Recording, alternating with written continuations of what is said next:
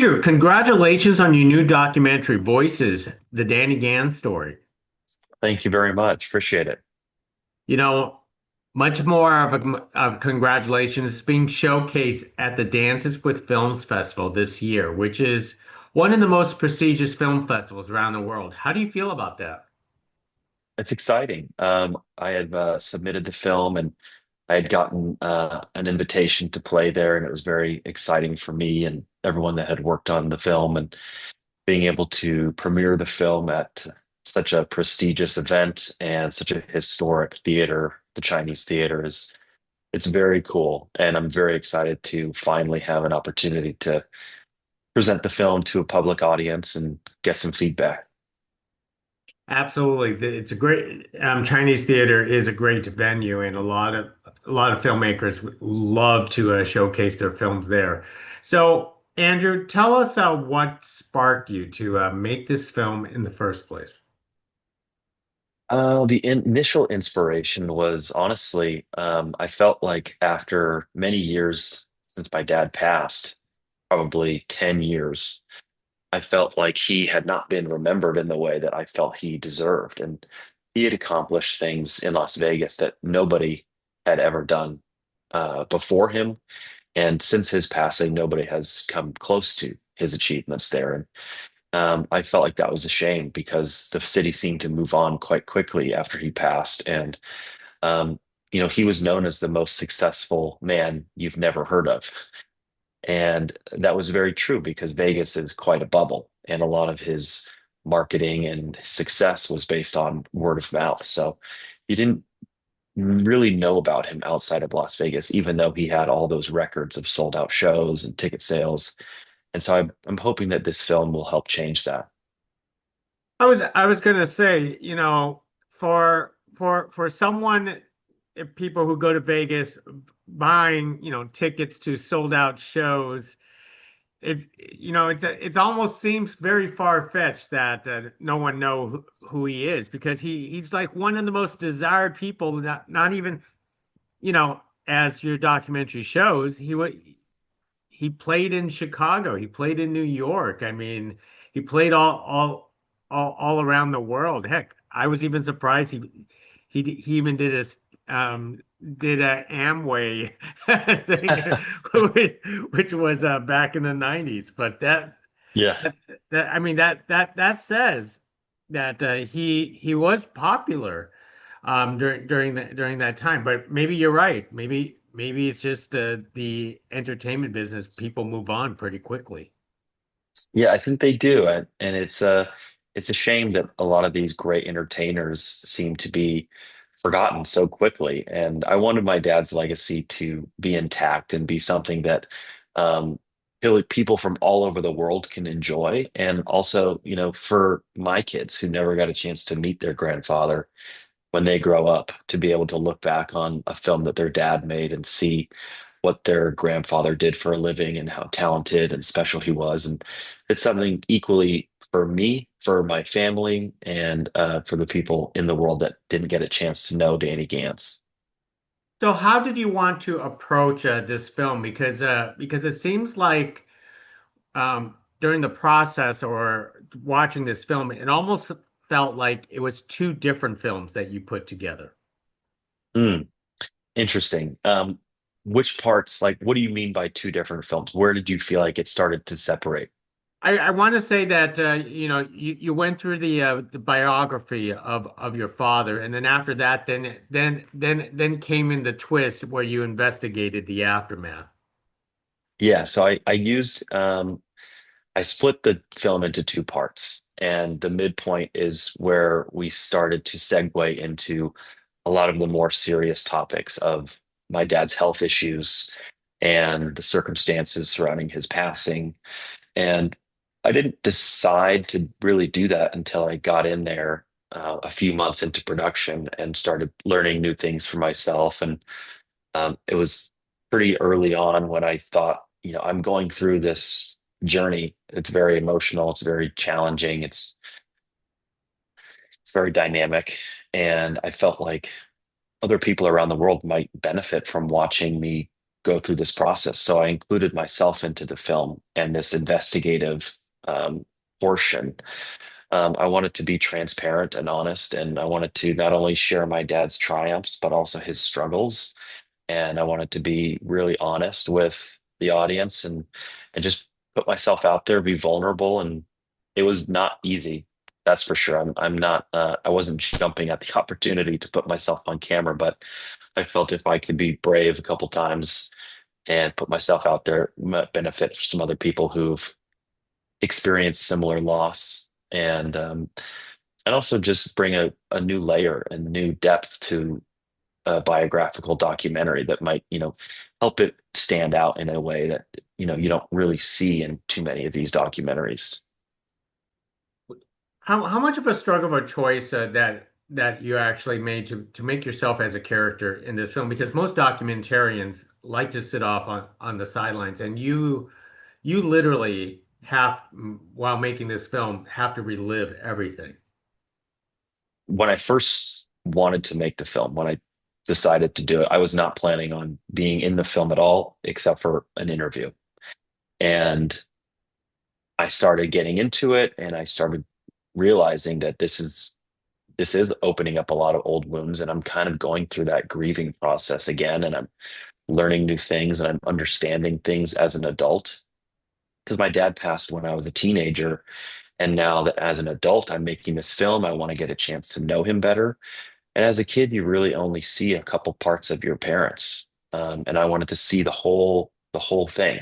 Um, so I got to know him in a different way. I got to know him better as a dad. I got to know him better as a husband, better as a son, a brother, professional, and just kind of see all aspects of his life and put the pieces together to really see what this man is and who this man is. And I was very happy with what I learned. He was everything I wanted him to be. And I'm very happy that I had this opportunity to explore it. But putting myself in direct sight of the camera and having them, you know, being so vulnerable constantly while also trying to juggle directing the film and balancing the father-son relationship with being a director and being on camera. That was probably the most challenging part of making the film is just balancing all of those roles and making sure that I do them all to the best of my ability. So how do you handle yourself day to day going through this entire production? Because everything you do brings back your father's memory to you. Yeah, I mean there was a lot of days where I was very anxious, very stressed, just because you're handling so much. It's a lot to do all those roles, but also to have my dad's legacy, in my hands. I want to do him justice. I want to honor him in the way that he would be proud, and also deliver a great documentary, a great entertaining story from beginning to end that takes you on a ride, makes you laugh, makes you cry, makes you kind of lean in and learn something new, and maybe feel comfortable looking back on your own traumas and your own losses, and processing those a little bit more. So day to day, it was just a balancing act of, what are my tasks today? Am I on camera today? Am I doing interviews? How many interviews am I doing? Maybe it was a day full of editing, getting together with my editors. I had two really, really incredible women that I edited this film with, Kate Hackett and Jamie Conklin, and we would get together and just explore different ways of putting this film together and telling this story. And those were the days that I relished the most because you really start to see the film come together. And I didn't have to worry about being on camera. Didn't have to worry about, going into these really intense conversations and explorations of my dad's life and his struggles. So once the production was done, being able to put it all together and see it in a new way was probably the most exciting, most enjoyable part for me. Now, on a personal level, because that the film portrays your father as a perfectionist and a workaholic, I just want to know is that when he does come home, to you, like what how does he spend time with the children? Because he sounds like he's still a good father despite you know, being so busy on the road or so busy with his shows. Yeah, his work was very demanding of him, and it required a lot of his time and attention. And even when he was home, he had to be very cautious of his voice. He had a lot of vocal issues later in life, and it just kind of progressed slowly, and it affected other areas of his health and whatnot. So, but I remember him coming back and being very present. He was a very thoughtful and good father. Um, I don't want anybody to get the idea that he wasn't, because he loved us dearly and he wanted to be there as much as he possibly could. But there were limitations just because he worked in the evenings. You know, we're growing up, we're going to school, playing sports after school. So there were certain times where it felt like we were just two ships passing in the night and being able to catch up here and there. But on weekends, I could go to the show and enjoy that with him. And he had like 2 or 3 days off per week, and he would always make sure to be at my baseball games, or we would have family nights where my mom would cook dinner and we'd all get together and watch a movie. So he made it count when he was there. But, you know, working in the evenings is just very unconventional. And it did have its own challenges. Absolutely. How did you want to like approach and ask, you know, family and friends to relive the memories of your father to tell it on to camera? Getting getting my family to kind of relive those things and feel comfortable talking about it on camera, I just prefaced that I'm not going to do anything that is going to, jeopardize their comfort. I want to make sure that they feel confident going into this. I didn't tell them what I was going to ask, but I just gave them broad strokes about what the topics would be and kind of prepared them that, we are going into some of these more emotional places, and the film's in good hands, and I'm going to be editing it and taking care of it. And if they have anything that they want to say again or try differently, that we could do that. And I just wanted them to feel comfortable. And I feel like in the end, most of the interviews just went straight through and were very smooth and no issues at all. But I'm very grateful that my sisters and my mom and a lot of my dad's friends were willing to go on that journey with me and not just keep it surface level. And it's hard. It's a brave thing to do because it's not a comfortable interview, but they did It, it, and they did it for me. They did it for my dad. And I know that I feel he would be really happy with what the film is in the end. I think he would be happy with it.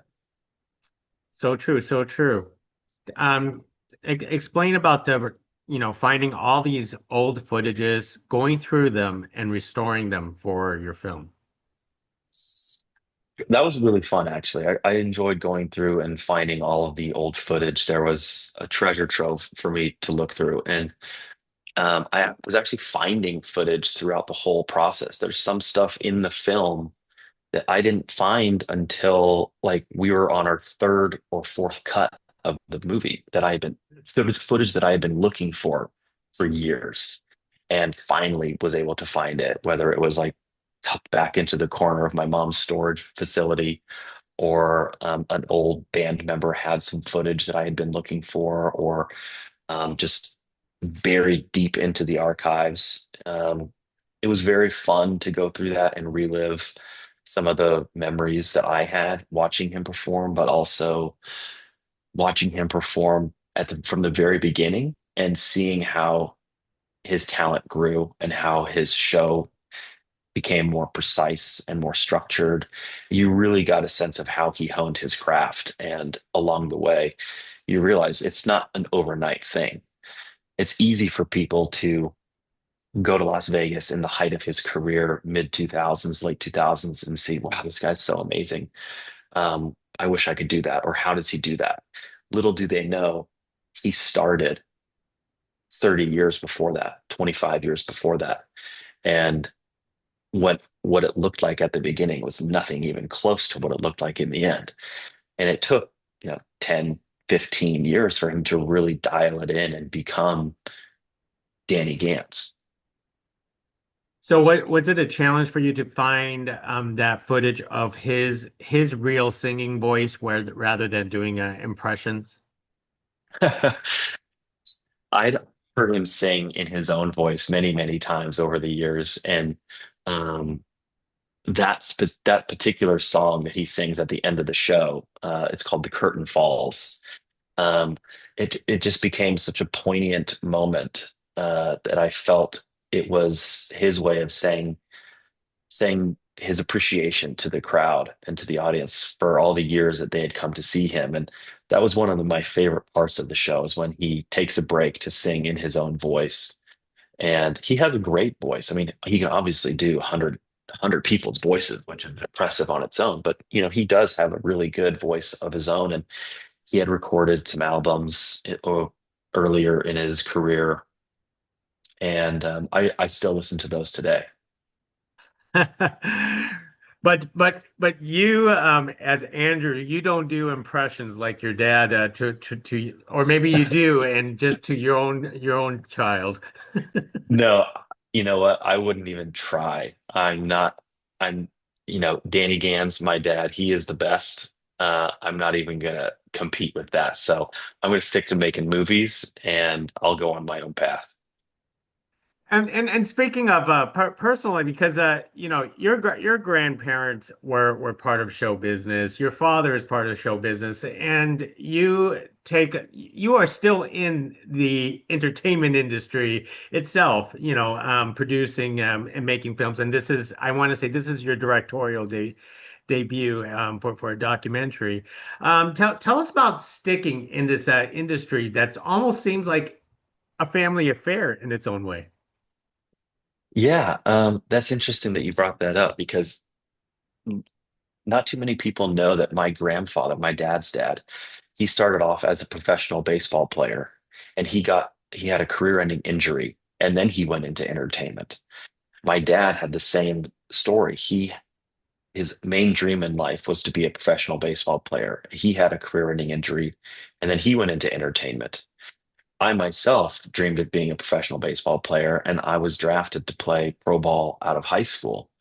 But I had a shoulder injury that ended my career, and then I segued into making films and the entertainment industry in film. And so it's just I don't know whether you want to call it a curse or a blessing, but we've all kind of gone from athletics to entertainment, and it just seemed like a natural flow for me because I've been around it my whole life. I've seen my dad on stage performing. Our house is always filled with music. We're always watching movies. We're always talking about entertainment and the arts and whatnot. So it was always a passion of mine. However, I didn't grow up with a camera in my hand making short films. I was really focused on baseball. But after baseball ended, I really doubled down and came back to LA and started studying and pursuing this as a career. And I'm really hopeful that the documentary will give me more opportunities to direct films. And I wouldn't consider myself a documentary filmmaker. I really enjoy writing and producing, and I hope that I can start directing narrative features, and that would be like the next step in my career. And for shits and giggles, because I know you started a family, but are you going to push your child towards baseball or entertainment? You know what? I have two kids now, which is Oh, crazy. My daughter is the one that you see being born in the film. Her name is Charlotte, and she already has a love of horses. So I think if she gets into sports, it's gonna be horseback riding, equestrian stuff. Um, Entertainment industry is brutal, man. I wouldn't suggest people go and do it unless you really, really have to be in it. There are so many ups and downs, so many hurdles, so many barriers of entry to really get going. But if you really love it, I would definitely encourage my children to give it a try and learn and pursue it on the side until it really becomes something serious. As for my son, I really hope he plays baseball. baseball or golf. I would love to just get out on the golf course with him and play, but he's definitely going to be in T-ball. I can promise you that, and we'll go from there. I do have to admire, it isn't is it it is in the genes of your family. So, we you just have to keep on pushing in this case. Yeah, So, absolutely. so Andrew, so what's up next? Because obviously, this is a very personal documentary, but I do know you love the narrative side of this business. Yes, I'm always developing stuff. I have a slate of films that I'm putting together, but the first one up is something that I'm really excited about, something I've written. It's a crime thriller, a really great ensemble cast. I think it's got really, deep, layered characters to it with some nice twists and turns. And after the premiere, after we get some distribution for this film, I'm going to start pursuing packaging that and attaching some talent and hopefully getting that up on its feet within the next few months, hopefully. Well said. So let me wrap it up with one last important question. As audiences have that chance to watch it at Dances with Films, and hopefully more audiences down the road, what is the one most important take you hope they walk away with after watching Voices, the Danny Gans story? That's a great question. I would say, first and foremost, I want them to be entertained. I want them to be on the edge of their seat from the beginning to end, taking them on a journey, laughing, crying, learning. And, I hope that at the end of the film, they just kind of check in with themselves and think about, have I really processed that loss, or where are my priorities with my work and my family? Am I balancing that well enough? And maybe at the very least, you get out of the theater and you call your mom and dad or your loved ones and just kind of check in on them and tell them how much you care because you never know when that last time is. Absolutely. That is a wonderful wrap up. Andrew, thank you very much for speaking to us about Voices, the Danny Gans story. Everyone's going to enjoy this film at Dances with Films. You enjoy Dances with Films this year, so it's been a pleasure. Thank you very much. Thank you for having me.